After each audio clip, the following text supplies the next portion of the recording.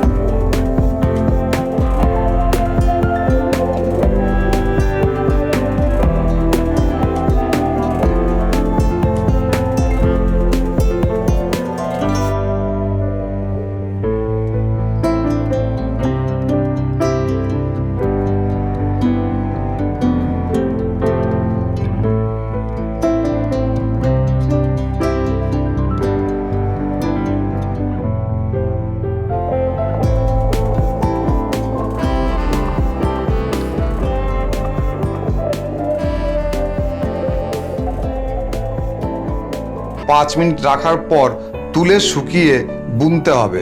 আলুর বীজ শোধন 500 ml হিউমিক 15 লিটার জলের ড্রামে খুব ভালো করে মিশিয়ে 500 কেজি কাটা অথবা গোটা আলুর বীজের উপর স্প্রে করুন এবং কোনো রকম রোদে রাখা যাবে না, ছায়ায় শুকিয়ে জমিতে বসাতে হবে।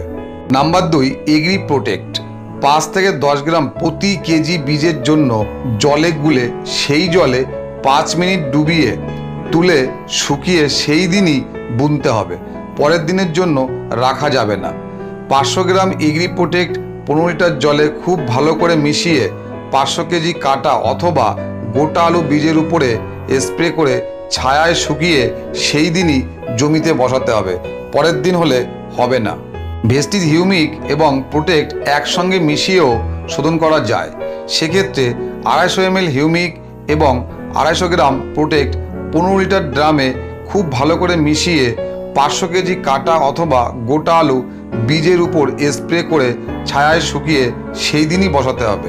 একটি গুরুত্বপূর্ণ কথা, এগ্রি হিউমিক দিলে 1 অথবা 2 দিন রাখা যাবে, কিন্তু যেদিন প্রোটেক্ট দেবেন সেই দিনই জমিতে বসাতে হবে। 1 লিটার জলে 5 ml হিউমিক 5 গ্রাম প্রোটেক্ট মিশিয়ে করতে পারবেন। শিকড় শোধন করতে ভেস্টিজের 2টি প্রোডাক্ট, নাম্বার 1 হিউমিক এবং নাম্বার 2 প্রোটেক্ট, যে সমস্ত উদ্ভিদদের চারাগাছ বীজ তলায় তৈরি করে এবং অন্য জায়গায় নিয়ে রোপণ করা হয়, যেমন ধান, বেগুন, লঙ্কা, পেঁয়াজ ইত্যাদি। 1 লিটার জলে 2 থেকে 4 ml হিউমিক খুব ভালো করে মিশিয়ে শিকড়ের অংশ 5 মিনিট ডুবিয়ে তুলে শুকিয়ে রোপণ করতে হবে। 1 লিটার জলে 10 থেকে 15 গ্রাম প্রোটেক্ট খুব ভালো করে মিশিয়ে শেকড়ের অংশ 5 মিনিট ডুবিয়ে তুলে শুকিয়ে সেই দিনই রোপণ করতে হবে। ভেস্টিজের হিউমিক এবং প্রোটেক্ট একসাথে মিশিয়েও শিকড় শোধন করা যায়। সেক্ষেত্রে 2 ml হিউমিক 10 গ্রাম প্রোটেক্ট 1 লিটার জলে খুব ভালো করে মিশিয়ে শিকড় শোধন করতে হবে। বীজের পরিমাণ বেশি হলে আনুপাতিক হারে সব কিছু বাড়াতে হবে এবং শিকড় শোধনের দিনই চারাগাছ রোপণ করতে হবে। আমার এই ভিডিওটি যদি ভালো লাগে তাহলে অবশ্যই লাইক করুন এবং কমেন্ট করে জানাবেন, আর আপনার টিমকে শেয়ার করুন যেন প্রত্যেকে শিখতে পারে। ভালো থাকুন, সুস্থ থাকুন। ভেস্টিজ বাংলা এডুকেশন চ্যানেলটিকে সাবস্ক্রাইব করবেন। Wish you wealth. ধন্যবাদ।